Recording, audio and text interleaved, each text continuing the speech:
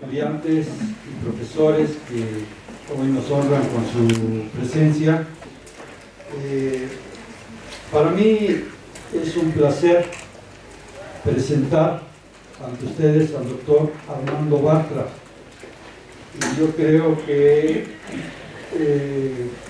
es un honor para nuestra universidad el que se encuentre el día de hoy con nosotros. El doctor Armando Bartra tiene una larga trayectoria como profesor, como académico y como investigador. Especialmente hay que mencionar que desde una óptica económico-social es uno de las personas que más ha trabajado en el análisis del sector agropecuario. Él es autor de más de 30 libros sobre diversas temáticas. Algunos de sus libros han sido libros de cabecera para muchos colegas, profesores, estudiantes del sector agropecuario desde la óptica socioeconómica, y también muchos estudiantes han tenido oportunidad de abrevar en el conocimiento de sus libros. Entre los más recientes textos que ha escrito el doctor Bartra se encuentra Los nuevos herederos de Zapata, El Capital en su laberinto, El México bárbaro, Planteamientos y Plantaciones y monterías del sureste, Las milpas de la ira. Son algunos de los textos que él ha escrito. Él es investigador, profesor investigador del posgrado en Antropología Social de la Escuela Nacional de Agricultura, de Antropología e Historia, maestro investigador de la UAM Xochimilco en el posgrado de Desarrollo Rural y maestro en la Facultad de Economía de la UNAM.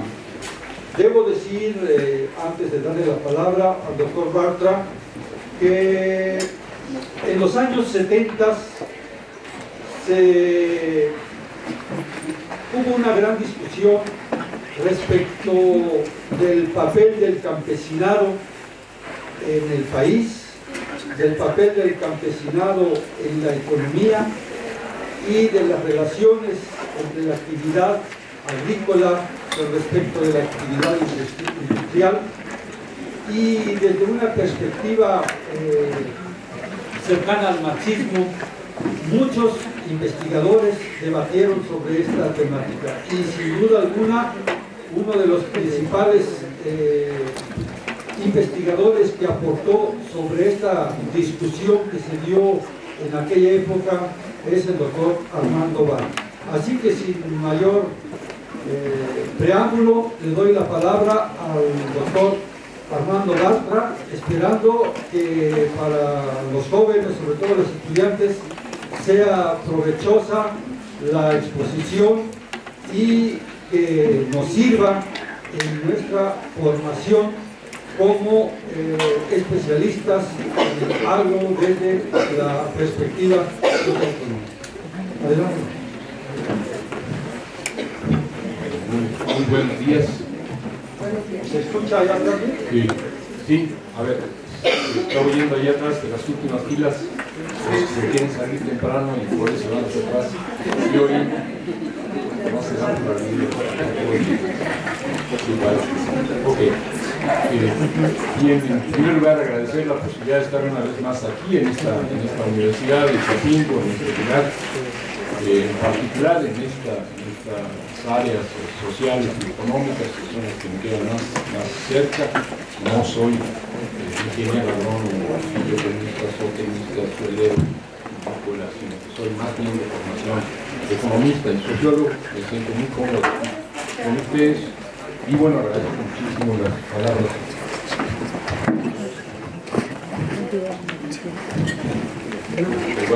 Sí, se oye igual, se oye mejor o se oye peor.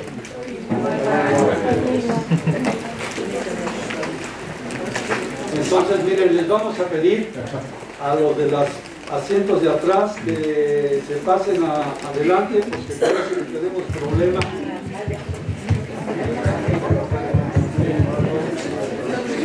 Pegárselo más Sí, no, pero es que el problema no era ese, sino que... Bien, pues espero que me escuchen, si no, voy a hablar fuerte para que sin intermediarios tecnológicos podamos escuchar. Agradezco las palabras de presentación y agradezco también la última observación, el último comentario, que tiene que ver con algo que ya es viejísimo, que ya es historia antigua, que es ese debate sobre la existencia o no de los campesinos y también sobre el futuro o no de los campesinos mexicanos. Estamos allá muchas décadas de esa discusión y yo creo que podemos afirmar categóricamente que ya en la segunda década, vamos hacia la tercera década, el tercer milenio, que los campesinos siguen ahí, que los campesinos siguen reivindicando sus derechos, su existencia, no solo su pasado, sino su futuro, en esta que ahora se ha dado en llamada cuarta transformación. Los campesinos de la cuarta transformación son un mentir, son una confrontación con las ideas de aquellos que decían hace 30, hace 40 años, que los campesinos eran ya una reliquia, que los campesinos no eran más que un residuo, que los campesinos no eran más que una herencia cada vez más desgastada y erosionada. Los campesinos han sido golpeados, los campesinos han sido violentados, los campesinos han sido descampesinizados, sin embargo siguen ahí y de esto va a ocuparse la ponencia que yo voy a leerles hoy para tratar de cubrir la totalidad de los temas que yo quería tratar, de modo que al final tengamos la posibilidad de conversar, escuchar, responder preguntas. Leeré pues algo que es precisamente lo que se me pidió, tratar de poner en presente el futuro de los campesinos, presente quiero decir en cuanto a las políticas, de nuevo, qué está pasando con lo que se ha dado en llamar la cuarta transformación, las secretarías que tienen intendencias rurales que están haciendo, cuál es el programa del nuevo gobierno, el gobierno de Andrés Manuel López Obrador como presidente de la República y cuál es el lugar que los campesinos tienen en todo eso. De esto se va a ocupar lo que yo voy a leerles. Y empiezo con un poquito de historia, con un repaso de los antecedentes de lo que está pasando hoy, porque creo que la mayor parte de los que están aquí son jóvenes y no es parte de su experiencia y quizás no es parte de sus lecturas. Entonces voy a empezar con un poquito de historia. Durante el siglo XX, durante la parte del siglo XX que sigue a la Revolución Mexicana, digamos el siglo XX de después de la Revolución, los años 20, 30 y en adelante, los campesinos fueron el lastre social que le dio estabilidad a los gobiernos post-revolucionarios. No faltaron por esos años inconformidades campesinas, pero estas inconformidades terminaron por ser derrotadas o cooptadas por el gobierno. Sin embargo, entre la sumisión y la rebeldía, las dos cosas coexistieron en el talante de los campesinos, las mujeres y los hombres de la tierra se fueron conformando como un sujeto rural muy beligerante, un sujeto que reivindicaba como su patrimonio simbólico, su patrimonio político, las grandes gestas campesinas de las centurias pasada y antepasada, del siglo XX y más hacia atrás. Los campesinos mexicanos, de una o de otra forma, reivindican las insurrecciones indígenas del siglo XIX, la revolución de 1910, el agrarismo rojo de los años 20, las movilizaciones rurales que radicalizaron al gobierno cardenista, la renovada lucha por la tierra en el medio siglo, los alzamientos guerrilleros de base campesina, tanto en Chihuahua como sobre todo en las dos costas de Guerrero, el neozapatismo agrarista de los años 70 y 80, con organizaciones como la Coordinadora Nacional Plan de Ayala, el neoindianismo autonomista de los 90, el STLN, el Congreso Nacional Indígena, la defensa de los territorios, en los múltiples frentes en defensa de la tierra, del agua, de la vida de los últimos 15, 20 años. En el ocaso del siglo XX se ahondaron las fracturas del sistema político mexicano y comenzó a verse la posibilidad de un cambio de régimen por la vía electoral. Y en este contexto, hacia fines del siglo pasado, los campesinos, las organizaciones campesinas empiezan a politizarse en el sentido partidista, en el sentido electoral del término politizar. Después de una primera apuesta electoral comercial, que fue en las elecciones de 1994, en que apoyan la candidatura del ingeniero Cuauhtémoc Cárdenas, el Ejército Zapatista de Liberación Nacional, el EZLN, y los indígenas, la causa indígena que lo acompaña, abandonaron la vía electoral. Por el contrario, por esos mismos años, la mayor parte de las organizaciones rurales, productivas, con proyectos productivos, se fueron convenciendo de que el regateo con gobiernos neoliberales y esencialmente antiagrarios era una tarea inútil, que no servía de nada estar presionando, estar tomando decisiones, estar regateando, estar negociando, porque no se cumplían los acuerdos, y que la salvación del campo le mandaba un cambio de gobierno, que trabajar con los gobiernos que habían tenido hasta ese momento, porque los neoliberales podían ser priistas, podían ser panistas, no iba a responder nunca a los problemas del campo, que el campo se seguía deteriorando, y que si querían que el campo se salvara tenían que apostar a un gobierno diferente. Esto pensaban los campesinos. Estoy hablando ya de la primera elección en la que participa como candidato Andrés Manuel López Obrador. Entonces, desde 2005, una serie de organizaciones campesinas, 30, 40 organizaciones campesinas, sobre todo de carácter productivo, mestizas, indígenas, eligen a López Obrador como candidato que les parece que puede representar un cambio para el campo, un cambio favorable. Y después de 3 elecciones, la del 6, la del 12 y la del 18, en el 18 la izquierda gana los comicios, los campesinos sienten también, esa parte de los campesinos que se la jugaron desde el 6, sienten que finalmente ellos también ganaron. Así lo sienten cuando ven. El nuevo gobierno y los campesinos coinciden programáticamente en su oposición al neoliberalismo. Coinciden en eso, no necesariamente en cómo se va a desmontar este sistema en el mundo rural. Hay pues acuerdos y desacuerdos entre los campesinos organizados y el nuevo gobierno, no todos son coincidencias, y sin embargo en lo fundamental, en su confrontación con el modelo neoliberal, están de acuerdo. Cambió orden. ¿Les quiere cambiar de orden? ¿Ahora se escucha atrás? Sí. Se escucha más fuerte. Sí, perdón, ¿se escucha? Ahora sí. Con las políticas de corte neoliberal adoptadas por el gobierno de Carlos Salinas, se lleva hasta sus últimas consecuencias el abandono del modelo de desarrollo rural post-revolucionario, y se cancela también el pacto social que definía el lugar de los campesinos en la sociedad mexicana. Con el neoliberalismo, Salinas particularmente, estos acuerdos históricos entre el Estado mexicano, entre el gobierno mexicano y los campesinos, y entre el gobierno mexicano y el agro, se cancelan. Los impulsores de las reformas estructurales neoliberales, sabían que el cultivo de alimentos, y en particular la pequeña y mediana producción agropecuaria, iban a ser los perdedores de una globalización económica y de un tratado de libre comercio de América del Norte que apostaban a las ventajas comparativas y en particular a la importación de granos básicos, cosa que no les preocupaba demasiado a estos tecnócratas que no brillan por su sensibilidad social, pero también porque calculaban equivocadamente que gracias a la expansión que tendría nuestra economía al incorporarse, pensaban ellos, al bloque de América del Norte y al primer mundo finalmente, la mano de obra expulsada del campo, justamente, debidamente expulsada del campo, era una necesidad, pensaban ellos, sacar a los campesinos de la agricultura.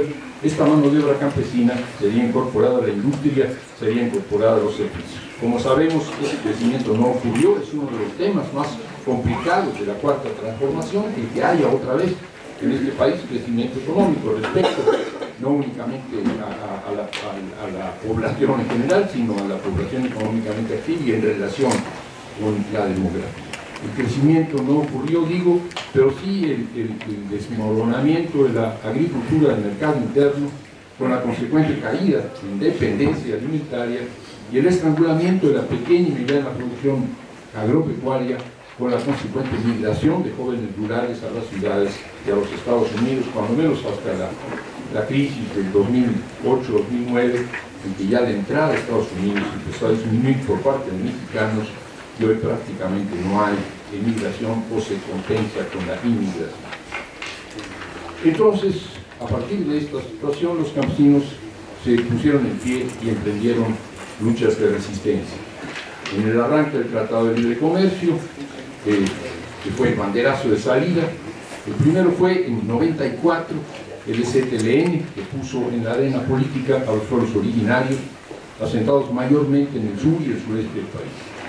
Por otra parte, al año siguiente, estamos hablando ya de 95, hay una situación económica muy complicada en 95, a partir de una gran asamblea con representantes de 120 organizaciones campesinas de toda la República, se desatan acciones colectivas en demanda de una nueva política agraria que pusiera corto a los destrozos causados por el abandono de las políticas de fomento agropecuario y por la importación de granos subsidiados provenientes de Estados Unidos. En 94, tanto el ZLN y los pueblos indios por un lado, como las organizaciones campesinas económicas por otro lado, se movilizan. Hoy ha pasado mucho más a la historia la movilización de los pueblos originarios, pero hay también una movilización de productores, algunos indígenas, otros mestizos. Y las acciones campesinas son persistentes, pues no encuentran respuestas satisfactorias. De modo que el nuevo siglo, este siglo en el que hoy vivimos, el siglo XXI, se inicia en medio de grandes movilizaciones rurales. En el año 2001 parte de Chiapas la marcha del color de la tierra, una caravana que después de recorrer el sur del país concluye en la capital, en espiral, en un movimiento en espiral, demandando que se lleven a la Constitución los acuerdos que sobre los derechos políticos y culturales de los pueblos autóctonos había firmado el gobierno en las negociaciones de San Andrés Sacanchén, de los pobres, o San Andrés de la Rancha. Al año siguiente, 12 organizaciones campesinas conforman un movimiento, el llamado Movimiento del Campo No Aguanta Más, el MECNAM, al que luego se sumarían prácticamente todas las organizaciones nacionales de pequeños productores, todas, casi sin excepción, cuando menos las que tienen una perspectiva más nacional o multiregional que local. Una convergencia unida en torno a la exigencia de que se rectificara el rumbo agropecuario, un rumbo que generaba pobreza, y sobre todo dependencia alimentaria. Como todos sabemos, ni los acuerdos de San Andrés, ahora sí, regresó. Bueno, como todos saben, qué barbaridad, hasta yo me espanto. Ni los acuerdos de San Andrés, firmados con el ZLN, con el gobierno de Ernesto Zedillo, ni el Acuerdo Nacional para el Campo, firmado entre el Movimiento Nacional El Campo No Aguanta Más y el presidente Vicente Fox, ni uno ni otro acuerdo se cumple. Y los campesinos y los indígenas defraudados sacan cada quien sus propias conclusiones. Los primeros, los pueblos originarios, los campesinos conducidos por el ZLN y el Congreso Nacional Indígena, deciden que con los gobiernos no hay nada que hacer y se refugian en las autonomías. La expresión política es abajo y a la izquierda. Allá arriba con los políticos, con los gobiernos, con los partidos, en las cámaras, no hay nada que hacer. Ahí no hay nada que hacer, es un mundo enrarecido, ya lo hemos comprobado. Y por el contrario, los campesinos organizados, las organizaciones económicas campesinas que habían dado la lucha también, que se habían topado con un gobierno que no cumplía sus acuerdos, en este caso el gobierno de Vicente Fox, que había firmado el Acuerdo Nacional para el Campo y que no lo estaba cumpliendo, los segundos llegan a una conclusión diferente. Llegan a la conclusión de que los gobiernos, como el de Fox, como antes el de Zedillo, como antes el de Salinas, después será el de Calderón, pues estos gobiernos, en tanto que gobiernos neoliberales, tienen compromisos públicos, compromisos no confesados, que les impiden honrar lo que pactan con los campesinos, lo que pactan con los indígenas. De modo que no tiene sentido seguir pactando con gobiernos como estos, que no cumplen, que no pueden cumplir, y lo que hay que hacer no es abandonar toda relación con el gobierno y irse a trabajar en las bases, irse a las localidades autónomas, sino que lo que hay que hacer es cambiar de gobierno. Con esto se trazan dos vías, dos caminos diferentes que a la fecha siguen siendo recorridos, unos más concurridos que otros, de quienes consideran que todo consiste en las autonomías y la lucha debe ser en lo local y solo en lo local, y quienes consideran que tiene que haber un trabajo de poder local, pero que también tiene que haber una incidencia en los gobiernos y que hay que luchar por cambiar de gobierno. Obviamente estos segundos son los que están apostando a la cuarta transformación, los otros evidentemente no. Desde el arranque del nuevo siglo, el ZLN y el Congreso Nacional Indígena, lo dije, eligieron el abstencionismo en los comicios, sino es que el antagonismo con los electorales. En cambio, la mayor parte de las organizaciones campesinas de estrategia productiva, incluyendo muchas de base indígena, los caficultores que alinean en esta corriente de la que estoy hablando, y que son en su mayoría en nuestro país por el número de caficultores de comunidades originarias, pensaron que se podía enderezar el rumbo del campo mexicano a través de un cambio de gobierno que a su vez cambiara las políticas públicas. Desde 2005, esta corriente vio en la candidatura de López Obrador la posibilidad de un viraje en el rumbo del país y de un viraje en el rumbo del agro, y desde entonces buscaron un acuerdo programático con él. Un primer encuentro en la campaña en 2006, que fue en Xochimilco, aquí en el área de la Ciudad de México. 10.000 campesinos quizás se entrevistaron con el entonces candidato, estamos hablando de la elección del 6. Después ya fueron otros los que se vincularon con el candidato en la elección del 12, estamos hablando ya de una propuesta programática que se llamó Plan de Ayala Siglo XXI, y finalmente en el 18, otra vez, este Plan de Ayala Siglo XXI, y un Movimiento Nacional Campesino, Plan de Ayala Siglo XXI, que acuerdan una vez más con el candidato López Obrador el cumplimiento de un programa que ellos le proponen y el apoyo que a su vez le ofrecen en su campaña. En 2018, esta convergencia de casi 3 lustros, de casi 15 años, conformó el Movimiento Nacional Campesino Plan de Ayala Siglo XXI y convino con López Obrador el apoyo a su campaña por la presidencia, mientras que López Obrador se comprometía que en caso de ganar las elecciones, el plan que habían consensado los campesinos formaría parte de su programa agrario de gobierno. En un país acostumbrado a las promesas huecas, en un país acostumbrado a los reclamos justos pero escasamente propositivos, el Plan de Ayala Siglo XXI me parece es un documento excepcional, elaborado conjuntamente por decenas de organizaciones. De hecho, la última versión, la del Plan de Ayala Siglo XXI Reloaded, o Plan de Ayala Siglo XXI Peace, o Plan de Ayala Siglo XXI 2, es el último, la última versión. Participaron por lo menos 100 organizaciones, entre pequeñas y medianas, en su revisión y en su reelaboración. La versión de 2018 contiene además una proclama política en la que se hacen no demandas, sino que se establecen 13 derechos irrenunciables. Después veremos la importancia de esto. Los campesinos y en general los gremios de México estamos acostumbrados como estudiantes, como maestros, como trabajadores industriales o en los servicios, como campesinos, estamos acostumbrados a tener demandas. Queremos más presupuesto, queremos que nos aumenten los salarios, queremos que aumente el presupuesto público para la educación, queremos mejores precios para nuestras cosechas, queremos lo que puede, queremos financiamiento, queremos apoyo tecnológico. En el caso del Plan de Ayala Siglo XXI, las 13 cuestiones que se enumeran no son reivindicaciones puntuales, no es tender la mano para pedir algo, son derechos los que se escriben. Después veremos cómo está redactado, se trata de escribir derechos. ¿A qué tenemos derecho quienes somos campesinos? No que estamos pretendiendo que se nos dé cuál es el presupuesto que demandamos, sino cuáles son los derechos que queremos que se respeten. Centrado en la prioridad que debe dársele al campo y a los campesinos, también en la preservación del medio ambiente, también en el respeto de la propiedad social y de los territorios, además de los bienes comunes de los pueblos, y teniendo como eje la necesidad de recuperar la autosuficiencia y soberanía alimentarias, el Plan de Ayala Siglo XXI coincide en lo sustancial con los proyectos que en diferentes momentos ha formulado López Obrador y después, cuando se constituye el Movimiento Regeneración Nacional como partido. Y esto le da sustento programático a la convergencia. No se trata de una convergencia oportunista, que como tú, Chansi, vas a ser presidente, pues nos acercamos a ti, porque entonces si tú llegas a ser presidente, como se dice, vamos a tener derecho de picaporte, es decir, nosotros vamos a abrir la puerta y entrar a hablar con el presidente y ahora los otros que habían estado con los despedidos del PAN por que se jodan. Esta lógica que opera en muchos casos con los campesinos no era la parte sustancial aquí, aunque siempre está esta reflexión, sino era una coincidencia programática, y esto es lo que yo quiero destacar.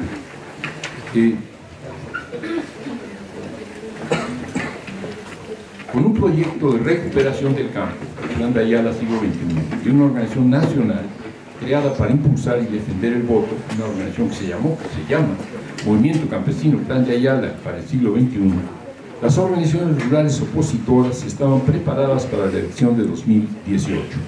Y esta disposición, esta buena voluntad a participar activamente sirvió, pues todo hace pensar, no tengo los datos completos porque revisar el voto rural es complicado, no sabemos bien a bien qué es lo que representa el voto de municipios mayormente agrícolas, mayormente campesinos, pero en todo caso creo que puede afirmarse que los comités promotores del voto a favor del López Obrador se conformaron en esta última elección, hicieron la diferencia con los comicios anteriores en los que el voto campesino, el llamado voto verde, había sido mayoritariamente para el PRI. Es algo que todos debiéramos tener claro en la historia de los gobiernos priistas, incluyendo los gobiernos panistas en 2 sexenios. El voto rural, el voto campesino, había sido mayoritariamente el voto priista, el voto verde era voto priista. Y algunos se sorprendían de que los campesinos, que no tenían nada que agradecerle en ese momento a los gobiernos priistas, siguieran votando por el PRI. Así es, esto cambió en esta última elección. En la elección del 18, el sufragio en las zonas rurales fue al revés, abrumadoramente favorable a López Obrador. Y el 1 de julio de 2018, López Obrador y la mayor parte de los candidatos impulsados por el Frente Electoral encabezado por Morena arrasaron los comicios. Y también ganaron los campesinos organizados que desde 2005 se habían acercado al hoy presidente de la República. Ahora, este triunfo, diríamos, de los campesinos que le apostaron a López Obrador, y este gobierno de López Obrador supuestamente comprometido, firmado, pues, porque hay un documento, el Plan de Ayala siglo XXI, que fue firmado por López Obrador, no sé si bien aquí en el texto, me estoy fincando partes, pero la firma del documento, el Plan de Ayala siglo XXI, por Andrés Manuel López Obrador, se realizó en Zacatecas, en Jerez, Zacatecas, durante la campaña. Entonces hay un compromiso del gobierno con un programa elaborado por los campesinos y hubo un compromiso de los campesinos en ayudar a que ganara las elecciones y ahora acompañar las políticas públicas de la Cuarta Transformación. Pero vamos a ver cuál es el contenido de estas políticas públicas, que es lo que me trajo a esta plática hoy.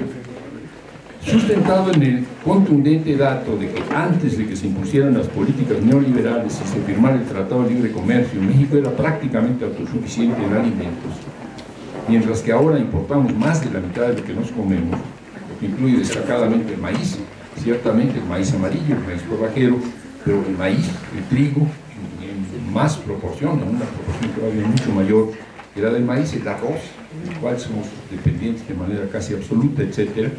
En los 50 objetivos del proyecto alternativo de Nación, aprobado en el segundo congreso del Partido Regeneración, Partido Morena, que se realizó en 16, se plantea la recuperación del agro mexicano y la recuperación de los campesinos. Les menciono los objetivos que tratan de los temas del campo en este programa. Estoy hablando del Congreso del 16 de Morena. El objetivo 20 compromete el rescate del campo por su importancia social, pero también ambiental y cultural, teniendo como uno de sus objetivos prioritarios la soberanía y autosuficiencia alimentaria. En esa misma línea, el objetivo 21 anuncia la siembra de 1 millón de hectáreas de árboles frutales y maderables, orientada a restaurar la ecología y dar empleo, y de lo mismo se ocupa el objetivo 22, que se refiere al fomento de la actividad pesquera. De particular relevancia es el objetivo 20, donde se establece el compromiso de impulsar las prácticas agroecológicas preservadoras de la diversidad biocultural, lo que incluye destacadamente la promoción de los fertilizantes y plaguicidas orgánicos, la prohibición de semillas transgénicas y, ante todo, la defensa del maíz mexicano. Directamente asociado con estos compromisos, porque atañe al medio ambiente, es el objetivo 26, que ofrece no autorizar ni realizar proyectos productivos o comerciales que dañen el entorno natural, lo que incluye el rechazo a la técnica petrolera del fracking, aunque algunos funcionarios ahora del nuevo gobierno vuelven a hablar del fracking. Referentes ya no a la actividad agropecuaria, sino a los derechos políticos, sociales y culturales de la población rural, son los objetivos 42, que compromete el llamado pago de la deuda histórica que se tiene con los pueblos originarios, el 39, 43, 44 y 45, referidos a los jóvenes excluidos y marginados, y ante todo a los jóvenes rurales, que tendrán derecho a becas para estudiar, acceso a las universidades públicas, las existentes y 100 nuevas que se compromete a establecer el gobierno, así como apoyos para capacitarse en el trabajo. Estos sean los compromisos del candidato, compromisos que coinciden en lo fundamental con las medidas adoptadas por el nuevo gobierno en sus primeros casi 6 meses y que a su vez se corresponden con las líneas marcadas por el Plan de Ayala siglo XXI, que ahora el presidente firmó, decía yo hace un rato, en Jerez, Zacatecas, durante su campaña. Una de las acciones más importantes del nuevo gobierno realizadas en los primeros meses de su ejercicio ha sido la fijación y aplicación ya de precios de garantía agropecuarios, una expresión vieja. Los precios de garantía operaron hace muchos años, luego la gente empezó a hablar mejor de precios sombra, de precios de indiferencia, pero finalmente la fórmula fue precios de garantía agropecuarios que dan certidumbre, digo, a los productores pequeños, siempre zarandeados por las cotizaciones erráticas y por los compradores monopólicos, por los coyotes.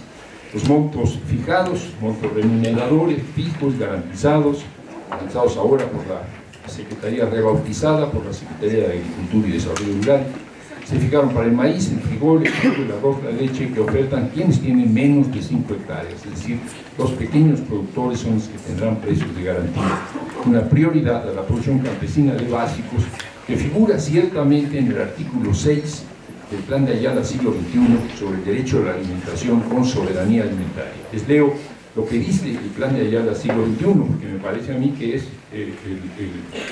el documento, el escrito, que compromete la política del nuevo gobierno y el que presuntamente en este caso está cumpliéndose o acercándose a su cumplimiento. Dice el Plan de Ayala siglo XXI en su artículo número 6: en tiempos de cambio climático, cosechas erráticas y precios agropecuarios tendencialmente al alza, la soberanía alimentaria, que incluye autosuficiencia en básicos, es cuestión de seguridad nacional. Y para hacerla efectiva es necesario reconocer la importancia decisiva que tiene el aporte de la producción pequeña y mediana, pero también de la producción familiar y comunitaria, una economía social y solidaria que debe ser prioridad en las políticas. La soberanía en los alimentos supone un nuevo trato, un nuevo acuerdo entre los productores y el gobierno para planear y operar concertadamente las políticas públicas de fomento productivo. Igualmente se requiere certidumbre en el ingreso mediante políticas de precios y de comercialización. Hasta ahí, Plan de Ayala siglo XXI, en efecto, de algún modo corresponde con la política de precios establecida por el compromiso de los precios de garantía a los pequeños productores en productos básicos. La preocupación por el entorno natural y en particular por la diversidad biológica, severamente dañados por el capitalismo rapaz que gestaron las políticas neoliberales, se expresa en el reiterado rechazo del presidente y de su gobierno a las semillas transgénicas, pero también el rechazo a las prácticas ecocidas de cierto tipo de minería y a la fractura hidráulica como procedimiento para extraer gas natural y petróleo, y también al saqueo predador de bosques y selvas. Sobre la minería, destaca la cancelación de la ya autorizada, que ya había sido autorizada, explotación aurífera a cielo abierto, es decir, este tipo de explotaciones mineras que son socavones, enormes socavones, en Baja California, se llama Los Cardones, y que afectaría áreas de enorme valor ambiental y además con problemas hídricos severos. Y sobre todo el anuncio hecho por López Obrador de que durante su gobierno no se otorgarán más permisos para minas y que las que ya existen, las minas que ya tienen un permiso y que están en explotación, deben cumplir sus compromisos sociales, ambientales y fiscales. En cuanto a la pérdida de masa forestal provocada por los desmontes irresponsables, no es muy enérgica la política en términos de impulsar la apropiación comunitaria de los bosques que pertenecen en México todavía mayoritariamente a ejidos y comunidades, a resultas de que esta era la situación original y de que la revolución lo reconoció. No es muy enérgica la política del CONAFOR en esta línea. Se quejan los compañeros que están organizados en este ramo, pero hay una política complementaria que no está mal, que ha sido muy publicitada y que es precisamente el anuncio de la siembra de 1 millón de hectáreas de árboles frutales y o maderables. Sobre todo en el sureste, aunque también en Durango se está planteando y hay una programación para ir estado por estado a lo largo de los próximos años.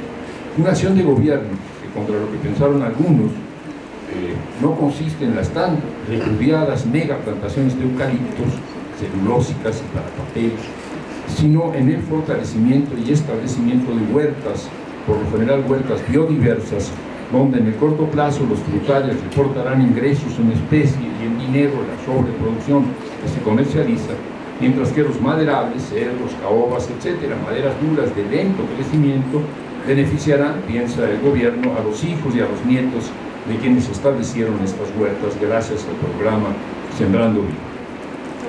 Me parece particularmente virtuoso, y yo les dejo la tarea de reflexionar si es así y de ver si está sucediendo lo que se promete.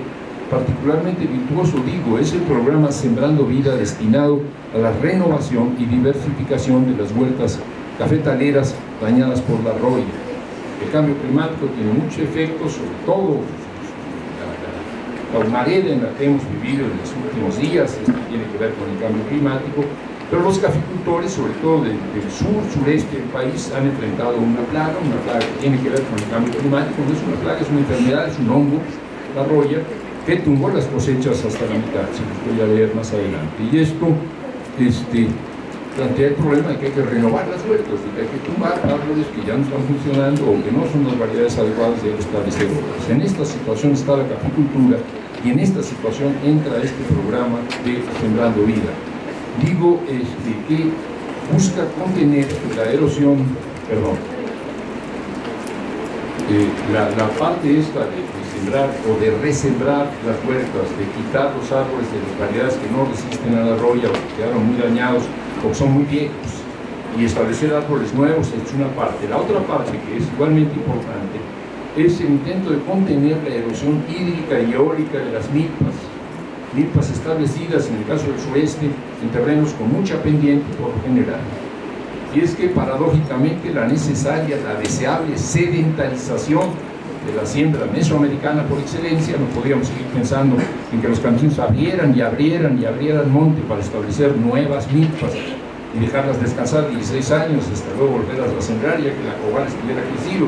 El crecimiento de la población no permite esta milpa migrante, esta milpa en movimiento, requiere la sedentarización de la milpa, pero la sedentarización de la milpa en muchos casos la hizo insostenible porque la gente siembra año tras año en lugares de mucha pendiente, en donde al establecer la milpa y eliminar otro tipo de vegetación, incluyendo los árboles, se presta para la erosión tanto eólica del viento pues, como del agua que corre libremente entre las plantas.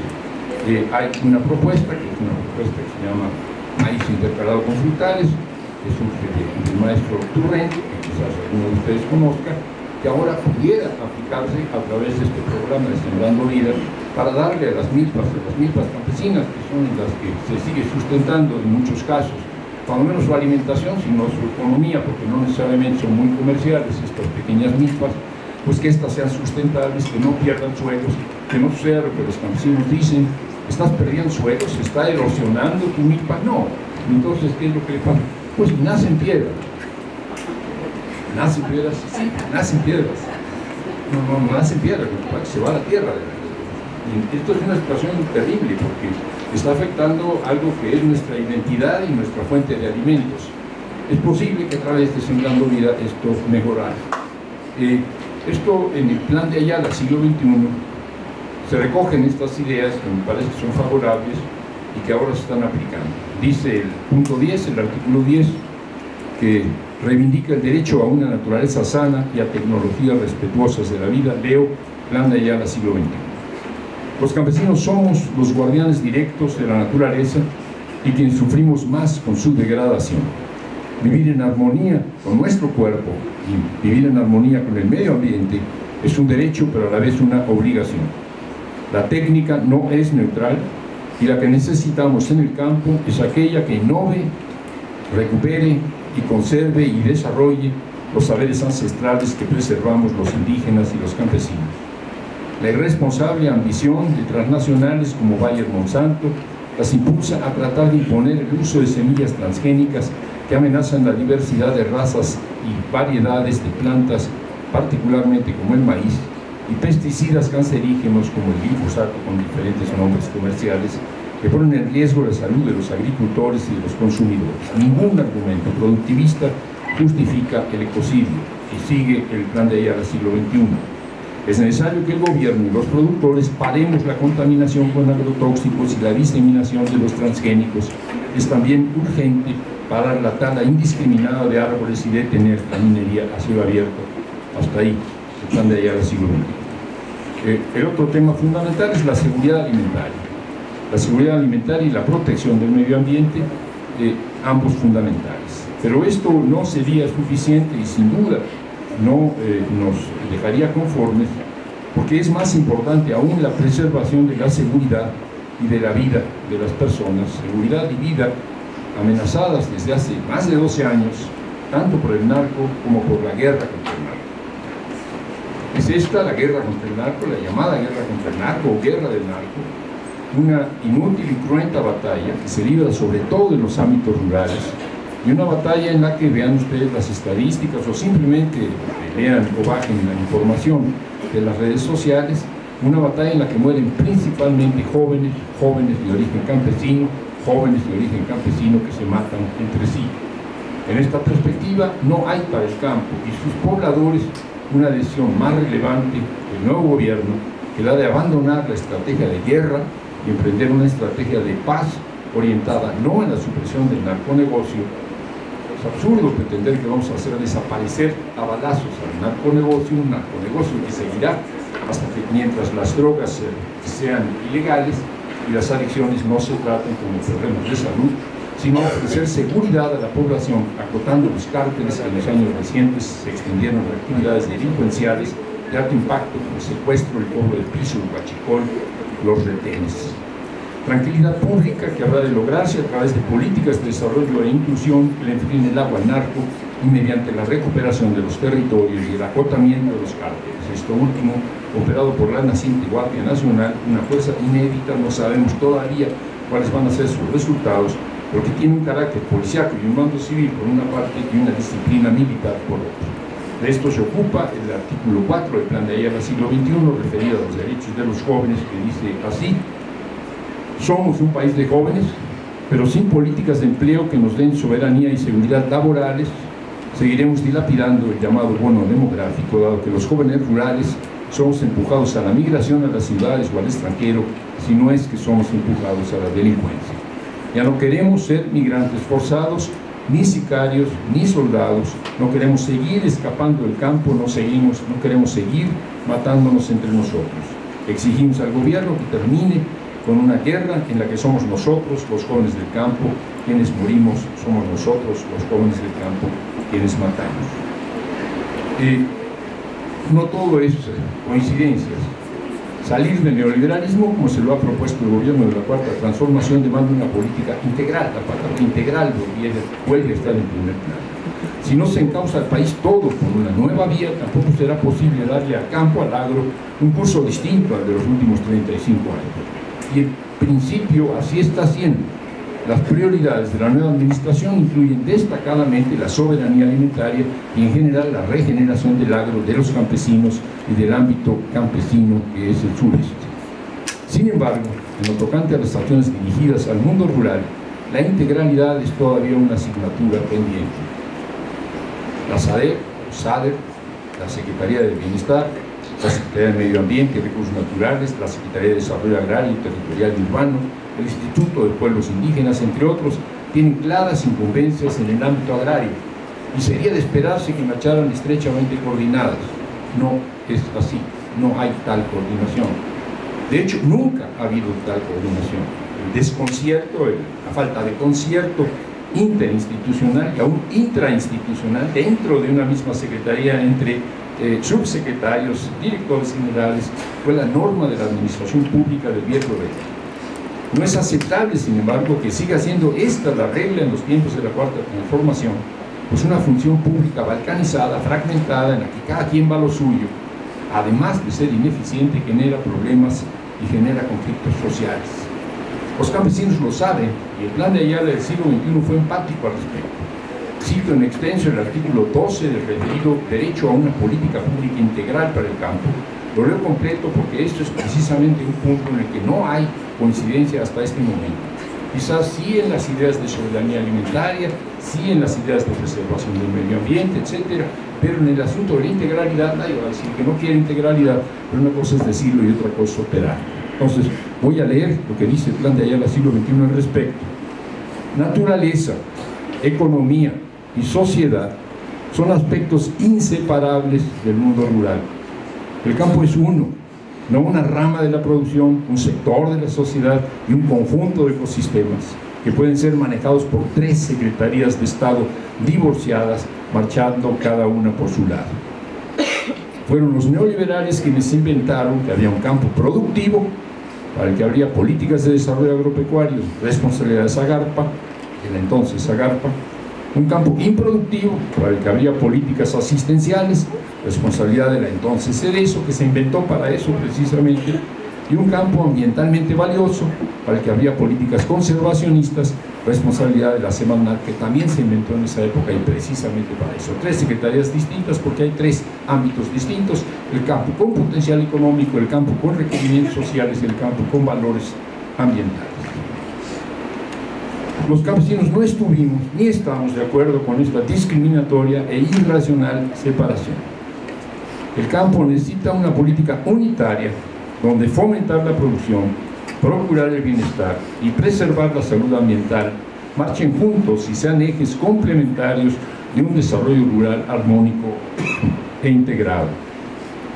Integralidad del desarrollo que es inseparable de la planeación desde abajo, desde las regiones dotadas de ordenamientos territoriales participativos que al no separar economía, sociedad y medio ambiente obliguen a la concertación interinstitucional, asignatura históricamente pendiente, cuya ausencia ocasiona tensiones, irracionalidad y dispendio. No más planeación balcanizada y desde arriba, no más programas que bajan, no más productivismo privatizador, excluyente y ambientalmente predador, no más asistencialismo sin sustento económico, no más preservación de los recursos naturales sin aprovechamiento. ¿Puedo terminar? Ahora, cuando se me acercan así, saca la amarilla y luego la roja.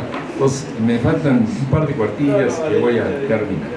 Bueno, estamos en la crítica, entonces esta concertación interinstitucional, intrainstitucional y esta integralidad de las políticas que históricamente no ha habido en el mundo de las políticas del campo mexicano, sigue sin haberlas en este momento, y voy a poner un ejemplo que para mí es dramático porque conozco a los actores de manera más o menos directa. Una actividad agrícola y un sector del campesinado que en el arranque del nuevo gobierno ha padecido de la descoordinación del gabinete agropecuario de la Cuarta Transformación y también la incomprensión de los titulares de las diferentes secretarías, es el del café y los productores de café, los campesinos, pequeños y medianos productores de café. Y la caficultura es de enorme importancia para el campo, en particular para el sureste, de modo que en este tema los errores, si se cometen errores en la política referida al café, los impactos son de gran magnitud. Cerca de medio millón de familias, alguien dirá, no son medio millón de familias, a lo mejor son 250.000 o 300.000, unos dicen que 400.000. El primer tema es: no se puede tener una política cafetalera si no sabemos cuántos caficultores hay, no se ha hecho el censo, es una primera tarea que no se ha planteado el gobierno, por ejemplo, para empezar. Pero bueno, en todo caso, son quizás 40.000 familias de productores de café que tienen en promedio una hectárea sembrada de café, y varios millones de jornaleros que los ayudan a cosechar, producen y a veces exportan. Exportamos más de la mitad del café que se produce hoy en México, un café aromático de alta calidad. Y una parte de este café es café orgánico, es decir, cultivado sin agroquímicos en plantaciones de montaña, que además son de sombra, de modo que en ellas se entreveran cafetos con árboles frutales y maderables, admirables. Uso la expresión veracruzana, jardines de café. Así se hablaba de los primeros cafetales, que eran de hecho biodiversos en las zonas del centro de Veracruz. Estos jardines de café además infiltran el agua de lluvia, evitan deslaves, preservan la biodiversidad y obviamente le dan vida económica a regiones enteras. Y también, diría yo, en algunas regiones el café es cultura. Pero vino el cambio climático y una vieja plaga, una enfermedad, el hongo de la roya, se envalentonó, tumbando en algunos casos hasta 2/3 de las cosechas. Golpeados por las pérdidas, algunos caficultores pensaron en abandonar el cafetal o cambiar el uso del suelo, la ganadería o a cultivos anuales, lo que sería desastroso. Piensen ustedes que son áreas de mucha pendiente, áreas de sierra, donde ahora hay árboles, aspectos que son árboles, pero también árboles frutales y algunas veces árboles maderables. Piensen que esto se desmonte y se cree un pastizal y que ahí se metan esas vacas alpinistas que van caminando en mucha pendiente. Lo que va a suceder es que la tierra se va a deslavar en unos cuantos años. Si se mete en lugar de esto milpa, es lo mismo, es esta milpa que permite que se deslave el suelo. El peor momento de la crisis de la roya fue el ciclo 2015-2016, en que se cosechó la mitad de lo que era habitual. Pero gracias al esfuerzo de búsqueda de variedades resistentes y a la esforzada renovación de cafetales, para el ciclo 2018-2019, creo que se confirmó, se habría recuperado prácticamente la producción histórica, no la producción histórica que fue con millones de quintales, sino la producción de hace 3 o 4 años. Una significativa recuperación de la producción. El problema ahora son los precios. Como ustedes saben, las desgracias en el campo no van solas, y ahora cuando no había cosecha el precio era bueno, ahora que hay cosecha el precio se cayó terriblemente, está por debajo de los $90 el quintal, o del dólar, de los 90 centavos de dólar la libra. Es decir, no pagan ni siquiera los jornaleros para que cosechen. La gente tiene que poner de su bolsillo para levantar la cosecha y conservar la cosecha. Bueno, este es el desastre que hay. Hay soluciones, hay salidas, les ha pasado eso y cosas peores, no es ninguna novedad que les pasen cosas, hay siniestros en la agricultura. Y los campesinos saben cómo resolver. Antes de la elección de julio, en un multitudinario foro realizado en Cuetzala, Puebla, los caficultores presentaron al futuro secretario de Agricultura, de Andrés Manuel López Obrador, el ingeniero Villalobos, que estuvo por aquí, estaba lloviendo. Ahí estaba Villalobos, todavía no era secretario de Agricultura, todavía no había SAER, y ahí se le explicó, me consta, porque yo estaba ahí de manera muy clara, qué es lo que requería la agricultura mexicana para salir adelante. En agosto, en otro foro realizado ahora en Oaxaca, en la capital del estado de Oaxaca, expusieron de nuevo, esta vez ya no a Villalobos, sino a María Luisa Albores, la secretaria de Bienestar. Pues no sabían todavía qué secretaría se iba a ocupar de la agricultura. En estas indefiniciones, pues le decimos a uno y le decimos a la otra, a ver con cuál pega nuestro chiquillo. Esto implica descoordinación, o sea, no sabes quién va a operar un sector tan importante. No era una queja, no era una petición, sino un sustentado plan de recuperación del ramo agrícola. Yo creo que es el ramo agrícola después de la milpa, después del maíz, más importante para los campesinos, es la producción comercial más campesina, más importante. Un cultivo que genera un valioso y reconocido producto de exportación, un sector viable pero de mercado fluctuante, lo que demanda decididas intervenciones gubernamentales, un gremio golpeado primero por la roya y cuando apenas se reponía la producción por una severa reducción de los precios internacionales. Las propuestas principales, en resumo, fueron un apoyo fiscal emergente para que la cosecha del 18-19 pudiera ser levantada. Hay un fondo de compensación, que cuando el café tiene precios altos, los caficultores aportan algo de dinero, se crea un fondo, y que cuando el café tiene precios bajos, de ese fondo se recoge para compensar. Pero este fondo de compensación no resulta suficiente ante la caída actual de precios. Por lo que estaban pidiendo, siguen pidiendo, porque eso no se ha conseguido, es un apoyo fiscal para poder levantar esa cosecha y que se mantenga una producción que se estaba recuperando y que no se vuelva a caer. Este es un punto.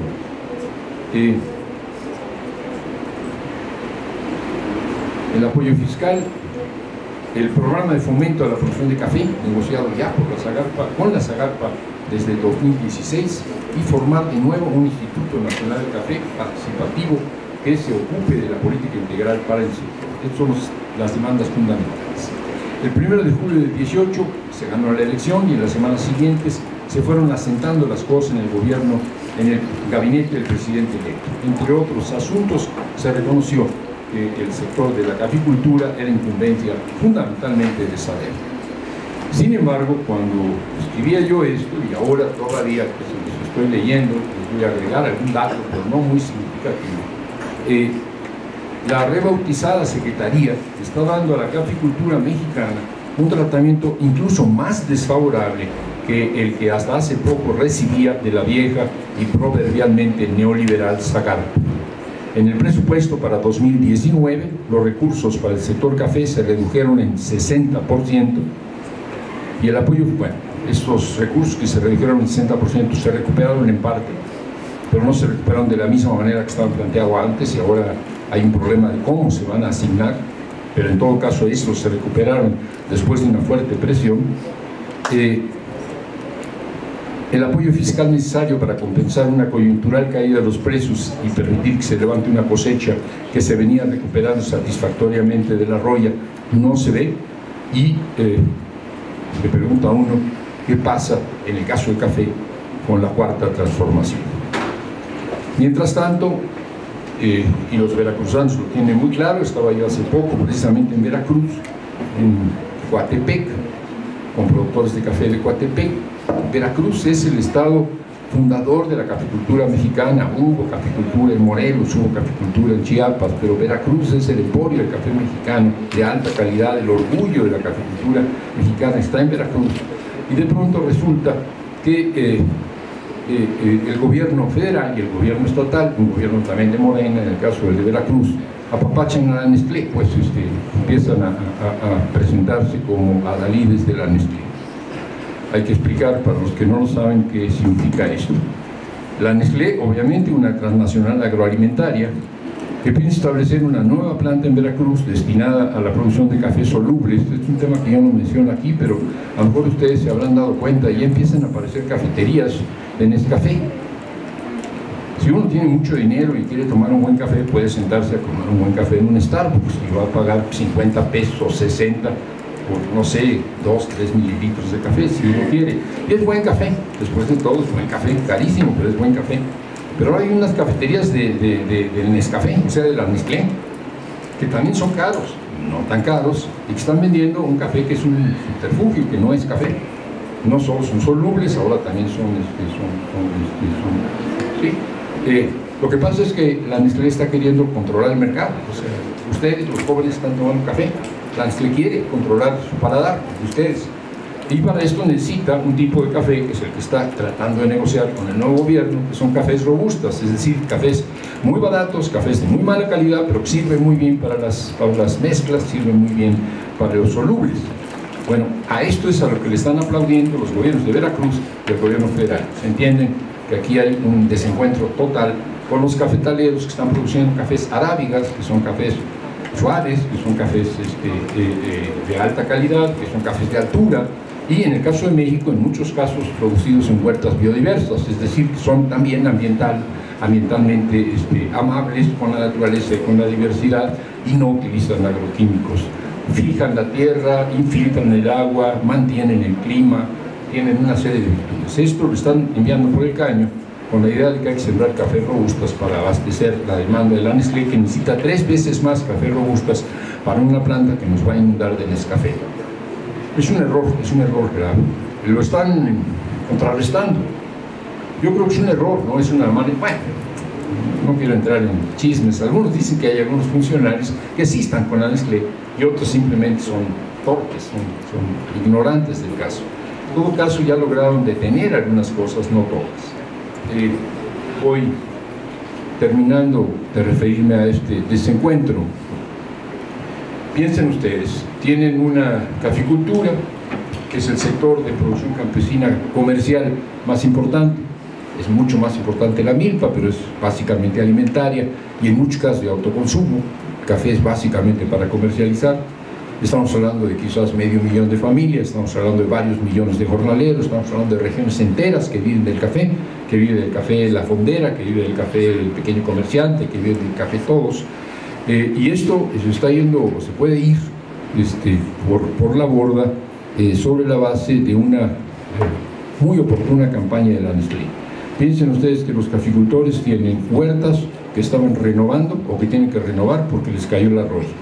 Piensen que el precio del café está caído y piensen que les llega una empresa y les dice: si tú cambias tus cafetos a robustas, yo te garantizo que te compro la cosecha completa y además te doy dinero para que siembres tu nuevo cafetal. Entonces es un argumento casi irresistible, ¿sí me explico? A menos que tengas otra opción. Dice Cirilo Elotlán del Consejo Regional del Café de Coatepec, cito sus palabras: por un lado entra esta empresa, por otro lado nos recortan el presupuesto. La gran interrogante es: ¿qué quiere hacer el gobierno federal de la caficultura mexicana? Bueno, estos son desconciertos, desencuentros completos. Para cuando escribo esto y para hoy que se los estoy leyendo, algunas de estas decisiones equivocadas se están rectificando. Se recuperó parcialmente el presupuesto, se está ejecutando el programa de fomento al café que se emplea fundamentalmente para la renovación de huertas, y la Secretaría del Bienestar ya informó que no apoyará con el programa Sembrando Vida la conversión de los cafetales que son de variedades arábicas a variedades robustas. Sin embargo, el apoyo financiero no se ha aprobado y no veo yo que se vaya a aprobar.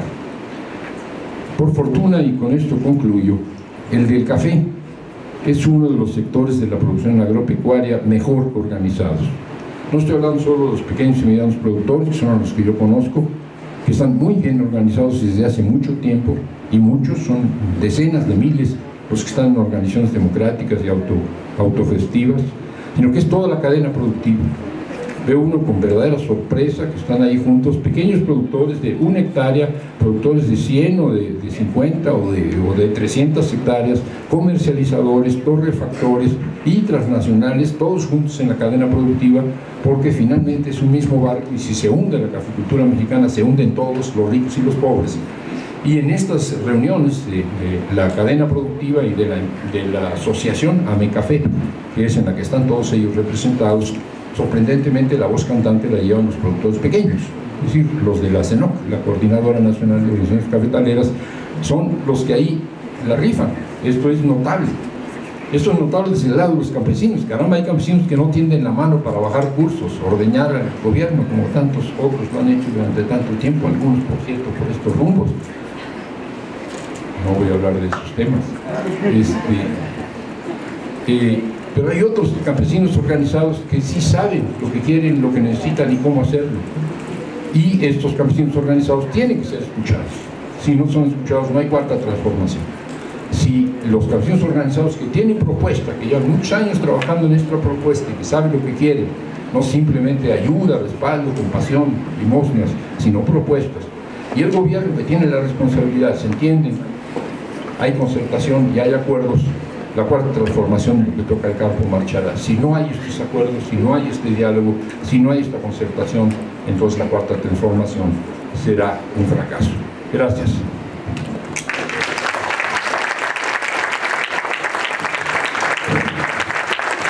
Muchísimas gracias por la presentación. Creo que está muy interesante, toca aspectos medulares.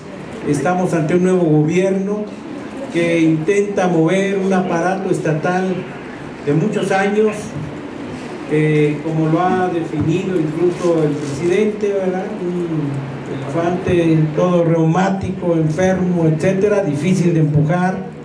Además, un gobierno en el cual ha sobrevivido buena parte de la burocracia, la mayor parte de la burocracia, que acostumbrada no solo a hacer lentos los procesos, sino también a la corrupción, ¿verdad?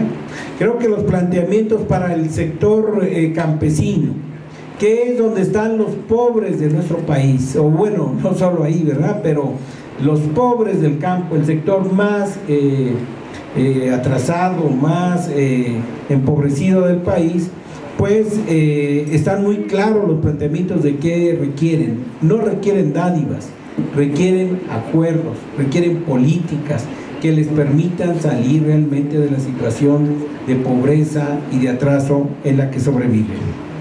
Vamos a abrir un pequeño espacio de preguntas, de comentarios de quien quiera hacerlos, ¿verdad?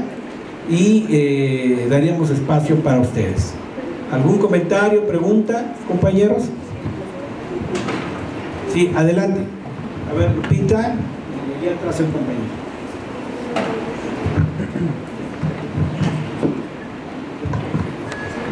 Bueno, buenas tardes. Antes que nada, pues agradecer su conferencia, su plática, realmente un gusto escucharle. Y bueno, aprovechando su expertise en el tema de la caficultura.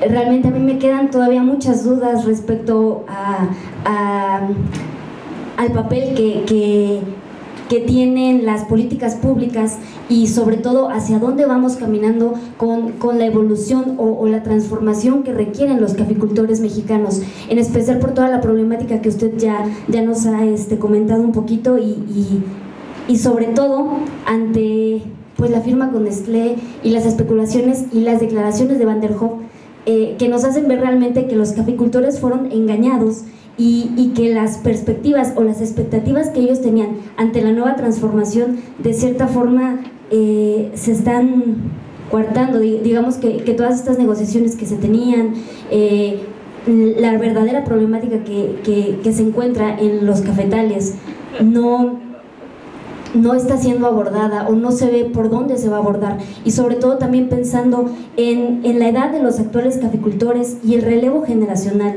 la cada vez marcada, el cada vez más marcado abandono a lo que sería la producción cafetalera, y sobre todo también abordar un poquito el cambio de variedad y la calidad, cómo impactará esto también en el desarrollo y evolución de la caficultura mexicana.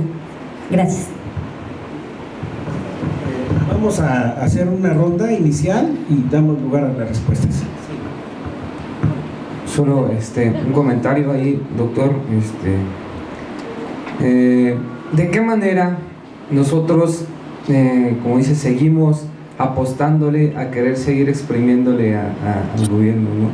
Yo siento que ya, si queremos ser un poco más progresistas, deberíamos de impulsar desde la academia, como lo he visto plantarlo en varios foros, la cuestión de la organización y la creación de proyectos alternativos de desarrollo desde las bases comunitarias. Ahí yo siento que es donde realmente uno puede cambiar esta perspectiva económica que se tiene a nivel mundial, a nivel sistema mundo, ¿no?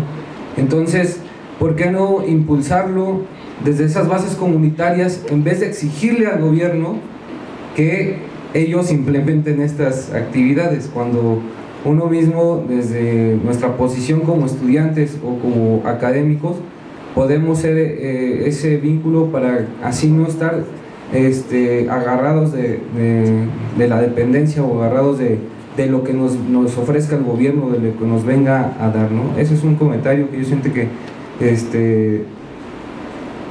que le faltó ahí dar un poco más de referencias. Gracias. Perdón.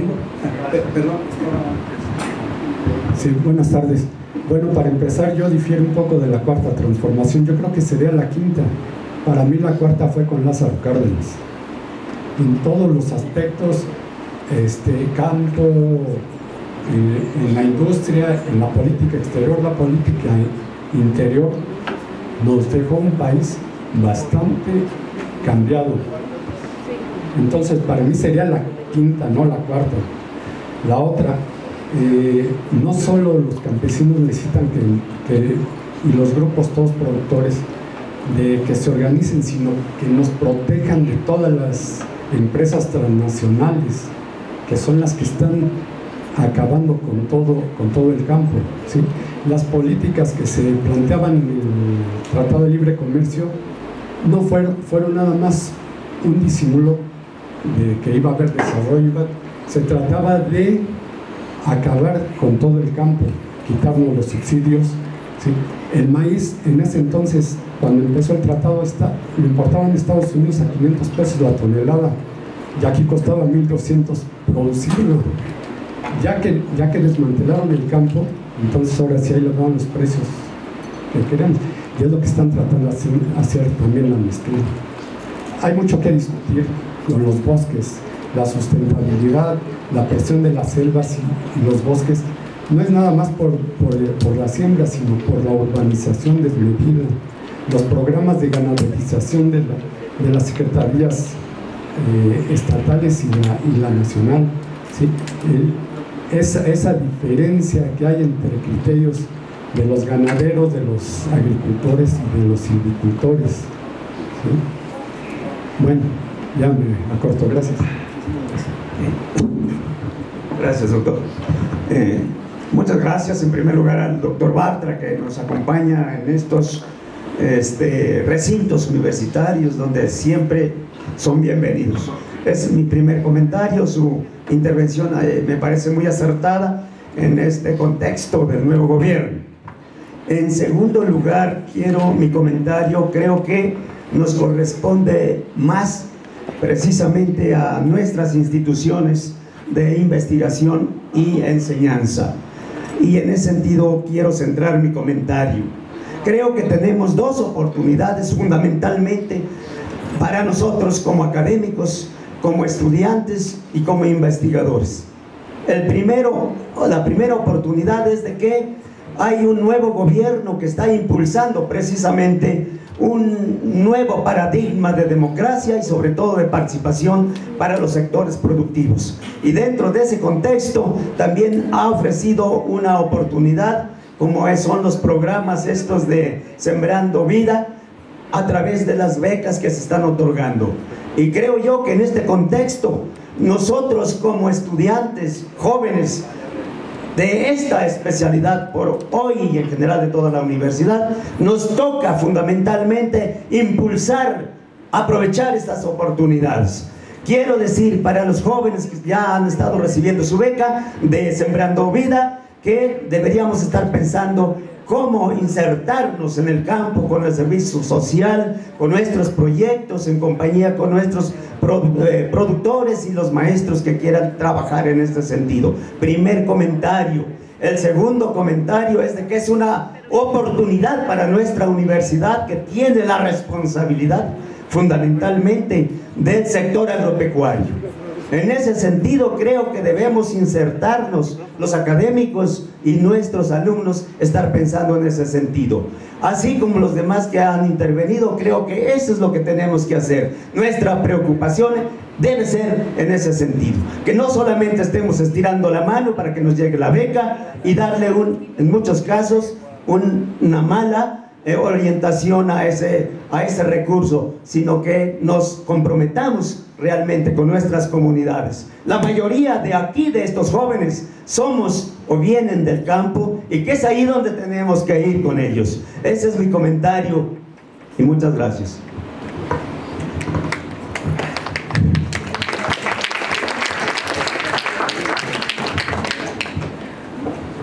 Bueno, no son fáciles las preguntas, son todas oportunas.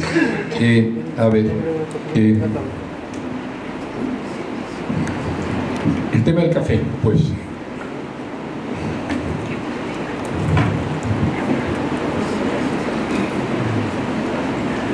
Cuando los acuerdos internacionales, el neoliberalismo implicó que el mercado fuera el regulador de toda la producción. Las esferas en las que había cierta intervención de acuerdos internacionales o intervención estatal fueron borradas. Una de las que fue borrada, y era muy importante, era la regulación de los precios del café a través de un sistema de cuotas, que implicaba que cada uno de los países productores importantes de café, que estaba dentro de los acuerdos de la Organización Internacional del Café, iba a fijar un volumen determinado, no iba a permitir que se lanzaran al mercado volúmenes mayores, de modo tal que los precios se pudieran mantener. Eso fue operado en México por el IMECAFE, y eso le permitió a los caficultores campesinos sobrevivir, porque tenían un anticipo, tenían políticas de apoyo, de fomento, y además tenían un precio garantizado, y donde no podían beneficiar ellos el café, tenían beneficiadoras que lo hacían. Cuando se termina esto, es una crisis terrible para el café, para los caficultores pobres. Las UEPCs, las organizaciones de productores que trabajaban por el IMECAFE, se sienten de pronto desoladas porque el papá gobierno se fue, los dejó solos. Y los precios se derrumban, como ahora se han derrumbado todavía más en este momento, a $50 el quintal. Era una monstruosidad cuando los campesinos necesitaban cuando menos $100 el quintal. Ante esto, ¿qué es lo que sucede? Una revolución en la caficultura campesina. O sea, pasaron de ser productores de IMECAFE, que ponían lo que el IMECAFE les decía, que metían fertilizantes si es que había para ello, y si no, no, que cosechaban el café, lo que ellos llamaban ordeñar. No sé si han visto las ramas de un cafeto. Bueno, se los agarra uno y los jala, se van todos los granitos, los verdes, los rojos, que producen un café de mala calidad, y de pronto se va la institución pública que les compraba ese café, que les garantizaba el precio, se quedan literalmente colgados de la noche. La revolución es básicamente para algunos, primero organizarse, buscar espacios de comercialización, buscar mejores precios, buscar exportar, pero finalmente buscar un valor agregado que ellos pudieran incorporar, que era en este caso el café orgánico, y por otro lado el mercado justo. Entonces tienen virtudes, tienen un café de montaña, este café de montaña no le están metiendo química porque no tenían dinero para gastar, pueden transformarlo en orgánico, tienen de por sí sombra, porque son cafetales de sombra, entonces son cafetales biodiversos, son cafetales sin agroquímicos. Si los metemos en el mercado justo, que quiere cafetales así, además son cooperativas, no hay intermediarios, van a tener un sobreprecio. Eso hace una revolución. Los caficultores que trabajan con el café empiezan a pensar que pueden producir de otra manera. Es una revolución tecnológica muy complicada, no es fácil volverse productor de café orgánico. Muchos todavía siguen siendo productores naturales, o sea, no le hacen nada a la huerta, y por eso son, pues sí, son inocuos, pero no son orgánicos. Esta revolución funcionó, y gracias a ello hay caficultores organizados hoy. Cuando yo hablo bien del sistema producto y hablo bien de una visión como la CENOC, pues a eso le apostaron, no todos, pero una buena parte. Se acabó. O sea, la roya es otro golpe del tamaño de la desaparición de los acuerdos internacionales. Porque la roya llegó para quedarse, o sea, la roya tiene que ver con el cambio climático, la roya tiene que ver con la permanente situación de humedad favorable a ese hongo durante todo el tiempo. Antes el hongo entraba en cierta temporada porque era favorable, y ahora hay más humedad, la roya entra todo el tiempo, hay que convivir con la roya, para eso hay que cultivar de otra manera, hay que cambiar las variedades, hay que renovar las huertas, hay que darles mejor tratamiento, hay que fertilizar con fertilizantes no químicos, etc. Es otra revolución. Y es otra depuración, no todos van a sobrevivir. Bueno, no puede haber esta revolución en la caficultura y esta depuración de la caficultura sin apoyos públicos. No pueden depender de los apoyos públicos, en el sentido de que si no hay apoyos públicos, pues nos retiramos todos y nos vamos a otra cosa. No es eso. Tienen un trabajo que hacer, lo vienen haciendo, pero tienen necesidad de apoyos públicos. Y la caficultura mexicana necesita reconsiderarse, replantearse e insertarse, necesita haber un instituto del café. No como el viejo instituto, un nuevo tipo de instituto del café. En esto están peleando y es justo y es legítimo. Y necesitan políticas públicas que no sean peores que las de la Secretaría, la SAGARPA, ahora que es SADER. Okay. En lo que no estoy de acuerdo con Franz van der Hof, o sea, con el padre van der Hof, que es el creador de algún modo, junto con la UCIRI, una organización del Istmo, del mercado justo, del comercio justo, junto con los holandeses, es de que los están engañando, madres, no les están engañando nada, no les están cumpliendo lo que ellos demandan y exigen, están en todas las reuniones posibles. No hay modo de engañar a esa gente, son unas, perdón por la expresión, unas chuchas cuereras, son unos expertos en estas cuestiones, han lidiado con cualquier cantidad de gobiernos de cualquier clase, gobiernos estatales y gobiernos federales, han conocido a todos los secretarios y subsecretarios del mundo, no los engañan. Lo que pasa es que unos no entienden y otros no quieren entender, entonces están trabajando seriamente por imponer cierto tipo de decisiones sin las cuales la caficultura se hunde. Ya lograron que Sembrando Vida no sirviera para meter robustas en donde ahora hay arábicas, ya es algo. Hubo 2 movilizaciones en Jalapa importantes, sobre todo de la gente de allá, porque es la gente más directamente afectada, porque la Nestlé se establecería por ahí. No los están engañando, lo que pasa es que en efecto ellos pensaban que había acuerdos que estaban en el Acuerdo Nacional y que estaban en el Plan de Ayala siglo XXI, que no lo están cumpliendo. En algunos casos piensan que no entienden. No puede ser que la secretaria de Bienestar, que es María Luisa Arbores, y que ha militado durante los últimos 20 años en una organización de productores de café de la Sierra Nororiental de Puebla, la Sepantita Tanis, que no entienda, y bueno, sin embargo parece que a veces no entiende. Entonces, la única discrepancia sería el que lo están engañando o traicionando. Yo creo que no, ellos no lo ven así. Pero sí hay un problema de desencuentro, y si este desencuentro no se resuelve, la política agropecuaria de la Cuarta Transformación no va a marchar en una de sus piernas importantes, y la caficultura mexicana se va a derrumbar, porque sí puede derrumbarse. Pues en eso estamos. Yo creo que hay algunos avances, pero no satisfactorios. La otra cuestión, bueno, y que además el tema no es la cuarta transformación y la caficultura, es la segunda revolución tecnológica de la caficultura. Ya no se trata nada más de producir sin químicas, se trata de producir con eficiencia, de aumentar los rendimientos, manteniendo la calidad, de tener variedades resistentes a la roya, pero al mismo tiempo tener calidad en tasa. Una serie de cosas que se están discutiendo. Es muy complicado. Yo creo que lo van a hacer si es que el gobierno entiende que de otra manera lo que está haciendo es cortando un sector de la producción agropecuaria que está generando divisas y que alimenta nuestro mercado interno, y que de otra manera vamos a estar importando café, cosa que ya estamos haciendo. Bueno, ¿para qué me pongo aquí como si estuviera yo con el ingeniero Víctor, el secretario, no el subsecretario? La otra cuestión,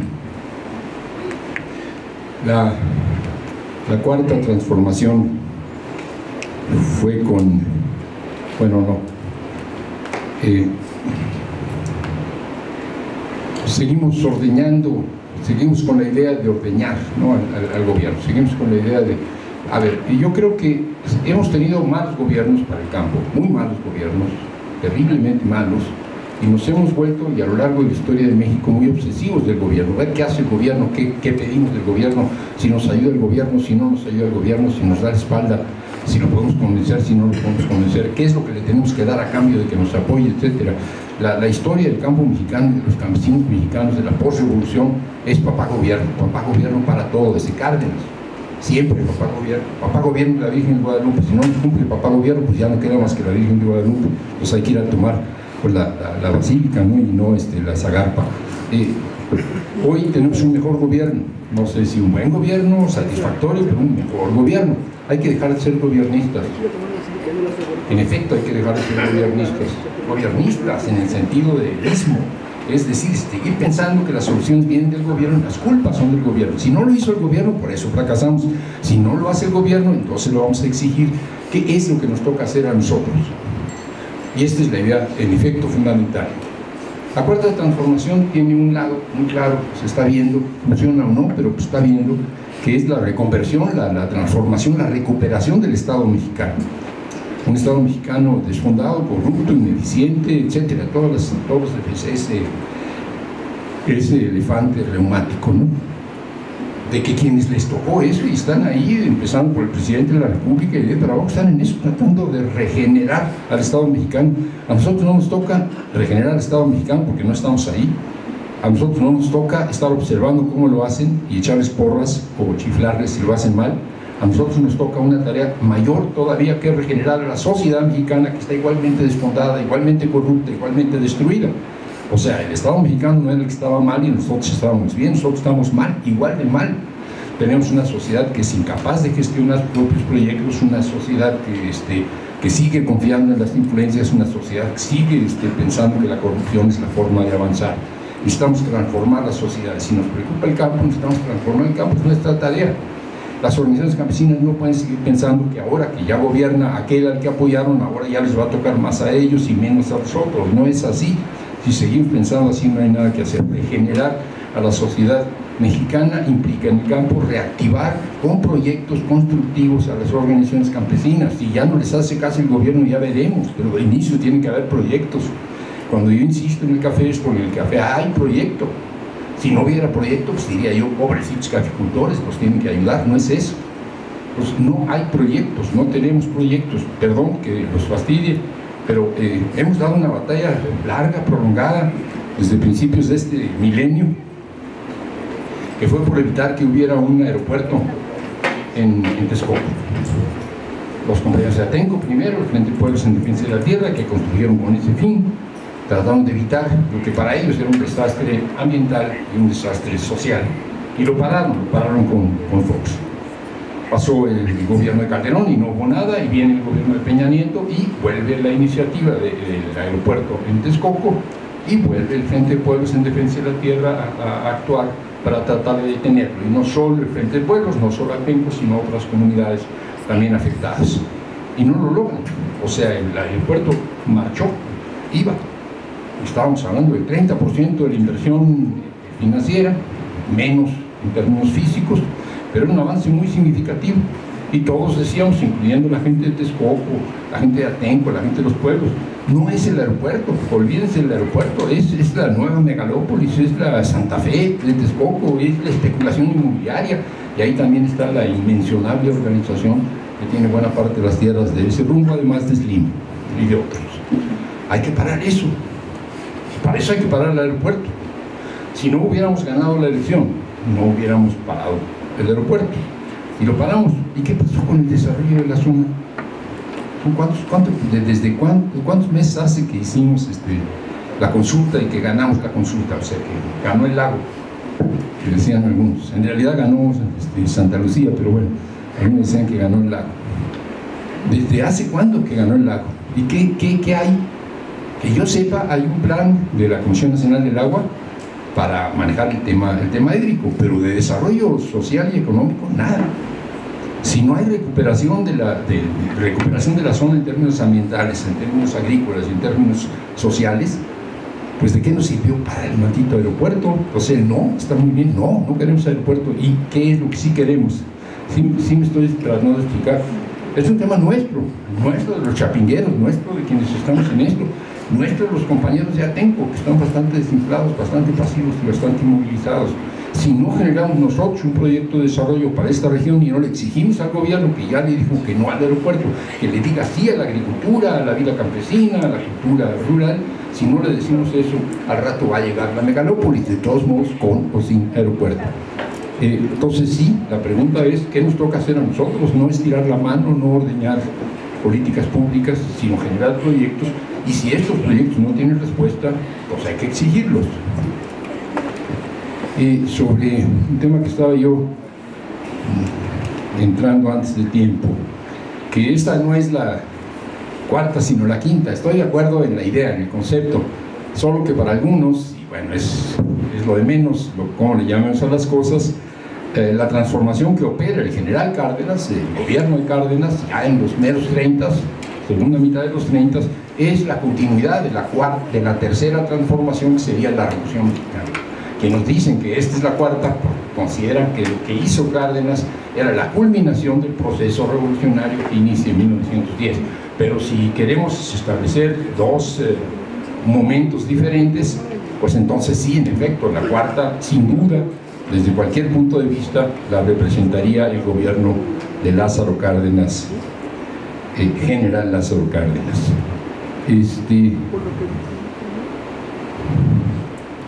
Los bosques, que fue una mención. Hay un tema ahí que, bueno, quienes de estas cuestiones se ocupan, creo que debiéramos estar preocupados, porque hay la política con respecto a los árboles, diríamos, y lo forestal, la más clara y visible es el 1.000.000 de hectáreas, que es establecer plantaciones. No van a ser plantaciones celulósicas, no va a ser las miles y miles de hectáreas parejas, no va a ser eso, es otra cosa, es un modelo mucho mejor, mucho más generoso, tiene que ver con la caficultura, tiene que ver, por ejemplo, con recuperar la producción de cacao, que es originario. Nosotros somos los inventores del cacao y producimos poco y malo. Todo esto está muy bien, pero los bosques no son los que vamos a sembrar, no son el 1.000.000 de hectáreas, los bosques son los que ya están, y CONAFOR está pasmada. O sea, la agencia que tendría que estar gestionando el aprovechamiento de los bosques que ya existen, vaya, no podemos sustituir, no podemos dejar que se acaben los bosques y luego hacer bosques nuevos. No, los bosques no se hacen, las selvas no se hacen, no se puede sembrar millones de hectáreas de selva, ni millones de hectáreas de bosque. Puedes reforestar, pero no puedes restablecer un bosque o restablecer una selva. Lo que tienes es que cuidarlos, y no los puedes cuidar si no los aprovechas, y no los aprovechas si no hay políticas públicas favorables. Entonces ahí sí estamos en un problema serio. Pareciera que el tema de los arbolitos que le preocupa a López Obrador son las caobas y los cedros que le ven crecer en la chingada, es decir, en su rancho, y que crecen rápido y le da mucha satisfacción. Y por otro lado los frutales que dan para comer, lo cual está muy bien. Pero ¿qué pasa con las selvas? ¿Qué pasa con los bosques? Y no hay una política de aprovechamiento. La gente del Consejo Civil para una agricultura sustentable están molestos, porque no hay políticas agresivas en esta línea. O algo que les dejo de tarea para que les interese, Uno puede establecer, si tiene bosques, una explotación forestal sostenible, y hay recursos públicos y hay programas públicos, y puedes certificar tu madera, etc. Pero sí tener organización y capacidades, sí hacer un grupo organizado más o menos grande y con ciertos recursos y asesoría y acompañamiento. No cualquiera puede ser San Juan Nuevo, para mencionar algo que es histórico allá, o Capulalpan en Oaxaca, no cualquiera. Pero muchos campesinos que tienen café, que tienen milpa, tienen bosque, poquito, algo. Operar ese bosque, operarlo de manera sostenible, poder vender, no sacar madera a la mala, sino hacerlo de manera organizada, significaría una política pública más suave que permitiera las pequeñas mini explotaciones silvícolas, ¿no? Eso no hay tampoco en este momento. Entonces hay un chingo de cosas y de tareas que hacer, que no las hace el gobierno, se lo podemos reclamar, claro, pero vamos haciéndolas nosotros y luego vemos si nos hace caso o no nos hace caso. La última... pues lo que yo quería retomar de la última era precisamente esto. Creo que tenemos una tarea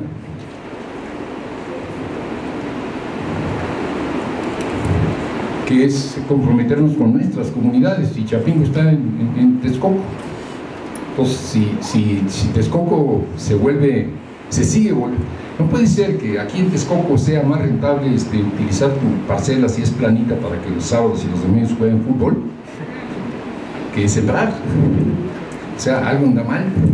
Digo, no es slim, no es no, simplemente que no hay un incentivo para esto. Si la cuenca, si esta zona de la cuenca del lago se sigue desmoronando en términos sociales, en términos ambientales, en términos económicos, y luego sigue toda la cuenca, porque los que vivimos del otro lado, yo vivo por el lado más bien de la Jusco, por el lado de los pueblos del sur, pues es parte de la cuenca. Al rato nos va a llevar la fregada también en Tláhuac, también en Milpalta, también en Xochimilco, también en Tlalpan.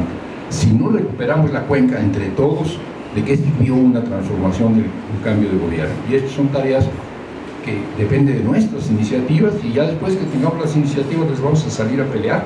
No podemos salir a pelear que nos hagan caso, que nos salven, si no tenemos propuestas y alternativas. Perdón que me fui muy largo, pero en efecto me faltó decir eso en la primera intervención. ¿Hay más?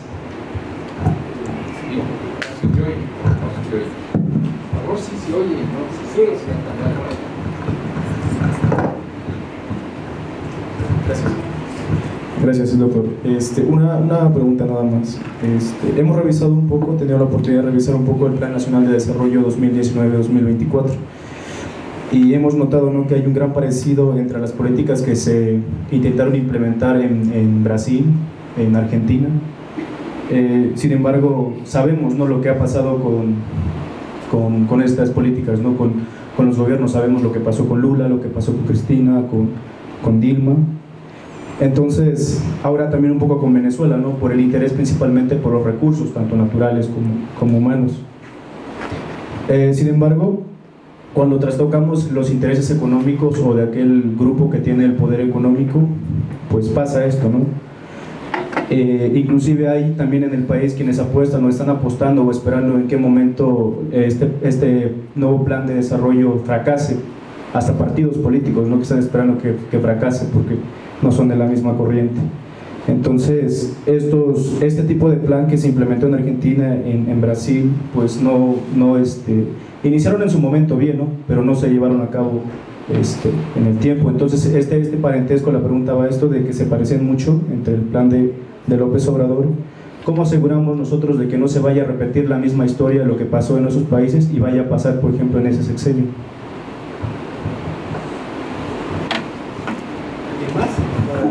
¿No? La dejaríamos ahí con esta última participación.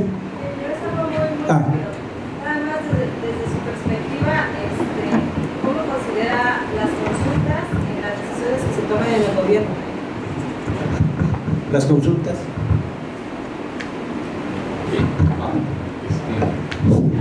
Es un temota, o sea, no estamos inventando el hilo negro, ¿no? Los cambios de las tendencias electorales hacia la izquierda empezaron hace 15, 16 años, digamos exactamente hace, ya podríamos decir 20 años, en Venezuela, con una elección que gana en el 98 Chávez, que empieza a gobernar en el 99, es decir, empieza el siglo con un gobierno de izquierda, en este caso en Venezuela. Y de ahí Brasil, Argentina, Bolivia, Ecuador, Uruguay, en algún momento Paraguay, etc. ¿Qué podemos aprender de ahí? Lo que tú estás señalando es dos casos, Argentina y Brasil, en que regresó la derecha con el clásico modelo neoliberal, Macri en el caso de Argentina y Temer primero y ahora Bolsonaro en el caso de Brasil. Diríamos pues que ese proyecto de transformación argentino-brasileños fracasaron porque ahora está la derecha. Fracasaron en el sentido de que no lograron ganar una y otra vez las elecciones. Yo les hago una pregunta por los que somos gente de izquierda y creemos que las transformaciones tienen que ser prolongadas, no pueden ser nada más de 4 años, un gobierno de 4 años, en el caso nuestro de 6, sino que tienen que ser más prolongadas. Pero estamos apostándole a los cambios a través de la vía electoral, cuando menos en estos países y cuando menos en este momento en México. Y si uno le apuesta a la vía electoral, admite que a veces se gana y a veces se pierde. Y entonces hay que entender que un cambio tiene que soportar una derrota electoral. Y si tú no preparas el cambio para soportar una derrota electoral, pues estás jugando al sexenio. Cuando dice López Obrador insistentemente, yo me voy a la chingada dentro de 6 años, lo que está diciendo es, oigan, vamos a ver qué podemos hacer mientras tanto para que si nos gana la elección dentro de 6 años, que nadie lo está deseando, en el caso de los que somos de izquierda, podamos continuar. La pregunta sería, en Brasil, en Argentina, estoy hablando de 2 casos, ahora también podríamos ir a Ecuador, porque tenemos un gobierno, Lenín Moreno, que está, diríamos, traicionando lo que había sido el proyecto de Correa, que a algunos no les gustaba mucho, pero comparado con el de Lenín Moreno, les parece muy bien. Ok, Bolivia está todavía. ¿Qué es lo que estamos aprendiendo? Uno, que si tú no mantienes, si tú no creaste sociedad, si no empoderaste a la sociedad bien, si no se empoderó la sociedad, y no hay un partido capaz de reivindicar esta sociedad empoderada, pierdes las elecciones. Y pierdes las elecciones gacho, porque están votando los mismos a los que tú beneficiaste, estás votando contra ti. Sería el caso de Brasil, sería el caso de Argentina. Entonces, es una experiencia también para nosotros. Vamos a ganar siempre las elecciones porque sí, nos las vamos a robar nosotros también, vamos a repartir dinero a la gente para que vote por nosotros, no. Entonces, ¿tenemos la posibilidad de perder una elección? La tenemos, claro que sí. ¿Qué es lo que va a impedir esto o qué es lo que va a impedir que una derrota electoral signifique una destrucción de todo el proyecto? Una sociedad organizada y un partido. ¿Qué pasó con el Partido de los Trabajadores en Brasil? Se desfondó y se corrompió. ¿Qué pasó con las organizaciones sociales en Brasil? No eran tan fuertes como pensábamos. El movimiento de los sin tierra pues no era tan poderoso como pensábamos. En Argentina nunca hubo realmente partido. Son los justicialistas, los peronistas de izquierda. No hay realmente partido. En Venezuela, ¿cuál partido? El partido lo construye Chávez desde el gobierno. Sí, hay un partido, pero es un partido, pues ya sabes lo que pasa cuando el gobierno hace partidos, no son partidos confiables, son partidos clientelares, son partidos corporativos. El MAS se desinfló en cuanto Evo llegó al gobierno en Bolivia. No había partido en Ecuador que en cuanto pone a su vicepresidente Correa, pues el vicepresidente se le voltea en unos cuantos meses. Es decir, hay que aprender en América Latina de cómo no es tener un buen gobierno y a ver qué hace, sino tener una sociedad diferente, una sociedad más organizada, más propositiva y partidos políticos beligerantes. Si no hay eso, pues López Obrador se va a ir a la chingada y todos los demás también, pero nomás que no tenemos rancho. El otro asunto en ese terreno muy importante, creo, es el modelo. Creo que lo que tú no usaste es una palabra clave que se usa mucho últimamente, que es modelo extractivista. Los gobiernos del Cono Sur le apostaron a un modelo extractivista, diríamos. El estaño y el gas en el caso de Bolivia, petróleo en el caso de Ecuador, la soya y los productos frutícolas en el caso de Brasil, los cárnicos, etcétera, en el caso de Argentina, y los que no son progresistas, que dependen del cobre o que dependen de extractivistas, ¿no? Extracción. Y es decir, no podemos repetir eso.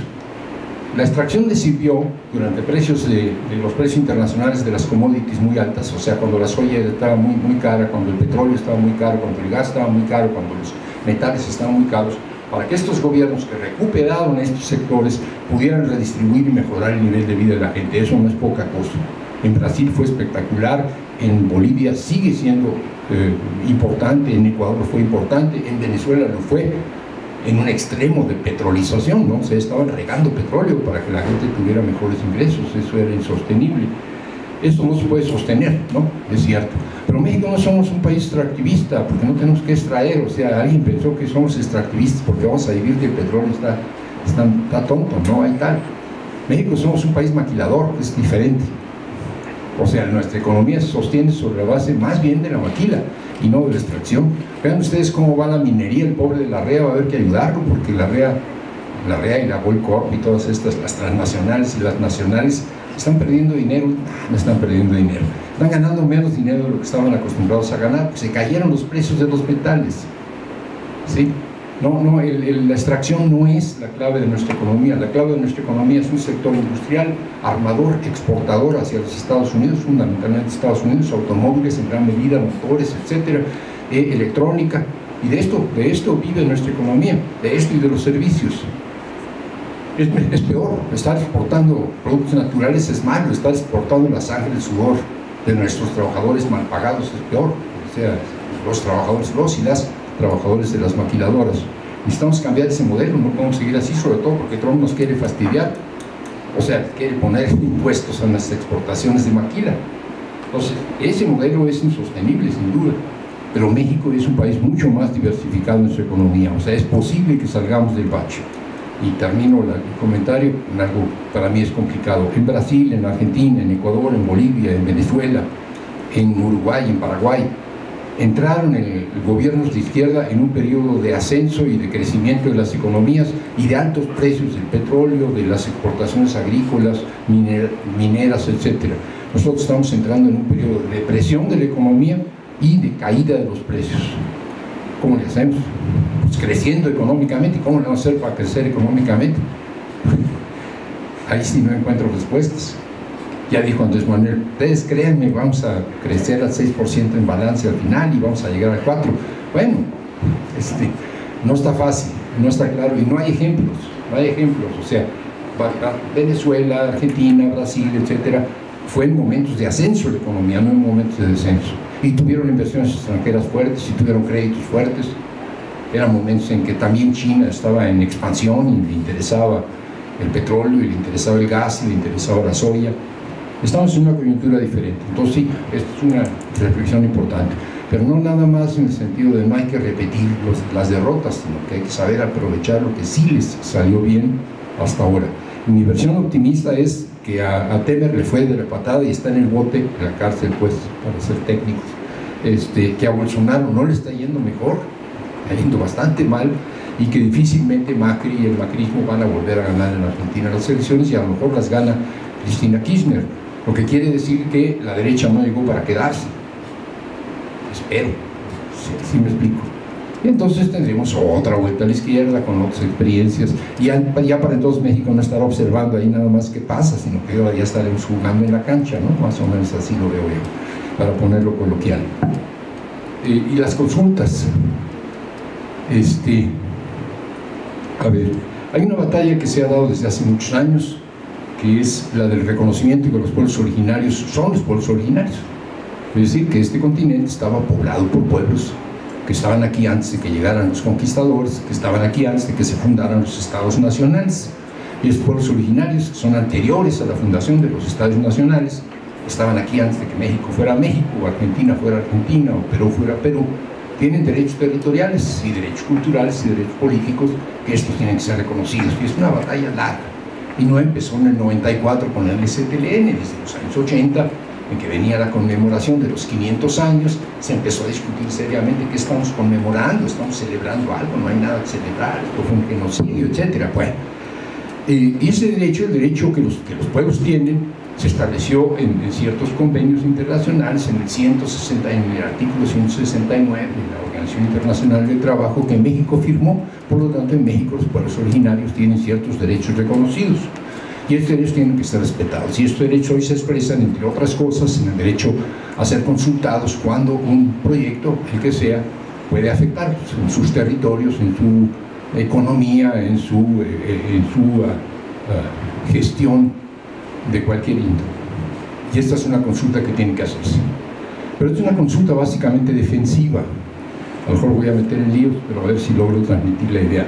Los pueblos no pueden ser agredidos, invadidos, afectados por proyectos sin tomar en cuenta su opinión, y lo toman en muchos casos como tenemos derecho a decir que no. No sé si más o menos coincidirán conmigo. Cuando los compañeros que están en Puebla, Tlaxcala, Morelos se oponen al gasoducto y a la termoeléctrica de Huesca, su derecho a la consulta es: queremos tener derecho a decir que no. Cuando algunas comunidades indígenas de la zona de la península de Yucatán, Yucatán, Campeche, Quintana Roo, también de partes de Tabasco y de Chiapas, dicen: no queremos el plan, el Tren Maya, tenemos derecho a decir que no. Y así sucesivamente. Ahora los compañeros de la zona del área de influencia de Santa Lucía, que también dicen: tenemos derecho a decir que no. Y sí, es un derecho adquirido, es un derecho reconocido, es un derecho al que México se adhiere, y es un derecho que México hay que respetar, porque si no te amparas, y te amparas y paras el proyecto. Lo que no tenemos es el derecho a decir que sí, y no es a decir que sí, órale que venga la termoeléctrica, sí, órale que venga el aeropuerto, órale, sí, que venga el Tren Maya. Es cómo queremos que sea, cómo queremos que se hagan las cosas. En este momento el derecho de los pueblos originarios está volviendo el derecho a parar. Llevamos 30, casi 40 años de neoliberalismo y parando las cosas, y venía otro chingadazo y hay que decir que no.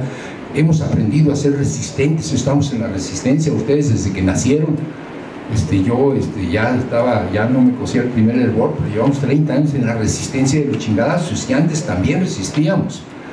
Ahora tenemos la posibilidad de proponer y no solo resistir, y esa era la primera o la segunda pregunta que yo escuché. ¿Qué es lo que proponemos? Esas consultas que queremos que sean no nada más si estás o no estás de acuerdo, sino cómo quieres que sean las cosas, no son parte de ese derecho, porque ese derecho a que se te pregunte cómo quieres que sean las cosas, no lo tienen solo los pueblos originarios, lo tienen los municipios. Un municipio que tiene un estudio de uso del suelo y un programa, tienes que ser respetado, no puedes pasar por encima de la autoridad municipal. Y en el caso de México, ejidos y comunidades también tienen derechos, no solo los originarios. Los actores sociales tienen el derecho a opinar sobre cómo quieren que sean los proyectos de desarrollo, incluyendo, obvio, a los pueblos originarios. Y lo estamos transformando en una batalla entre el sí y el no. Entonces viene la otra consulta. Tú dices: si me consultas a mi pueblo originario, te voy a decir que no. Pues yo consulto a la población abierta y me dicen que sí. Y luego: no, es que tu consulta es ilegal. No, bueno, no es la consulta constitucional, no es la consulta popular, es una consulta ciudadana. Y estamos en un terreno que no conduce a ningún lado. Yo siento que los actores sociales y los pueblos originarios son un actor social muy importante y muy embarnecido, muy fuerte, que ha reivindicado derechos. Tendrían hoy que estar planteando cómo quieren que sean las cosas, y no simplemente que las van a resistir o las van a parar en la lógica de: ya empezó la guerra y ya tenemos el primer muerto, que se llama Samir. Esa es una estrategia que a mí me parece suicida. Hablemos rápido, Morelos, Huesca. Huesca, bueno, por un lado está el gasoducto, y el gasoducto, si hay una erupción por la ruta en la que se trazó, pues, se lo puede llevar la fregada, pobre gasoducto. Digo, no pasa nada. Bueno, se supone que cierran antes de que llegue la erupción y ya no hay gas. Y si no lo cierran, bueno, entonces explota y punto. Si hay gente, entonces se lo lleva a la chingada. Pues sí, pero no debe haber gente, porque si está gente en un lugar donde viene la lava, pues entonces de todos modos te va a llegar la fregada con o sin gasoducto. Es decir, el tema del gasoducto es un tema que está muy manipulado. El gasoducto no se trazó donde debe de ser, y el verdadero peligro del gasoducto, y lo dicen los expertos, sobre todo en la Universidad de Puebla, Copreder, que han estudiado esto, es que en ese gasoducto se establezcan derivaciones que abastezcan de gas a nuevas fábricas, las cuales generen poblamientos en zonas de riesgo volcánico.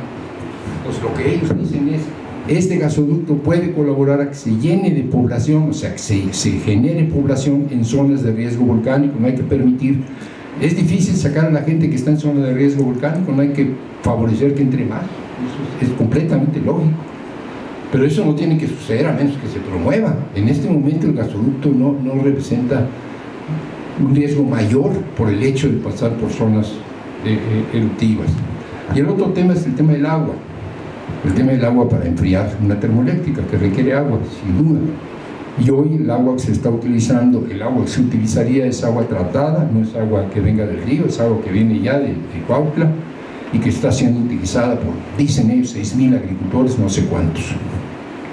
Hay que enfriar la termoeléctrica de alguna manera y esta agua se calienta. Si la echas al río otra vez, afectas los equilibrios. El agua caliente va a impedir bueno, la puedes enfriar y además tiene ciertas sustancias que puedes o no puedes eliminar. Es decir, habría que ver cómo le hacemos para que esa agua que va a servir para enfriar Huesca se utilice también para la agricultura. Creo que los agricultores de esa zona ya están empezando a sentarse a negociar, o ya les llegaron al precio, no sé, en la vieja lógica, quién sabe, pero en todo caso ya no son los más beligerantes. ¿Por qué?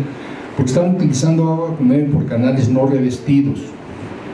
Si tú empiezas a revestir los canales, y es lo que les están ofreciendo, el revestimiento de canales, mejoras el uso del agua, haces más eficiente el uso del agua. Lo que quiero decir es que Huesca es un tema a discutir, y no se está planteando como un tema de discusión, se está planteando sí o no. Y es un choque de trenes, y esto es estúpido, porque supongamos que gana López Obrador, es el sí, supongamos. Lo que tú tendrías que haber peleado, que es sí, pero queremos agua para los agricultores, sí, pero queremos eliminar el riesgo de que la gente se meta en poblamientos en lugares de riesgo volcánico, se pierden porque ya perdiste. Pero sí, es el todo o nada.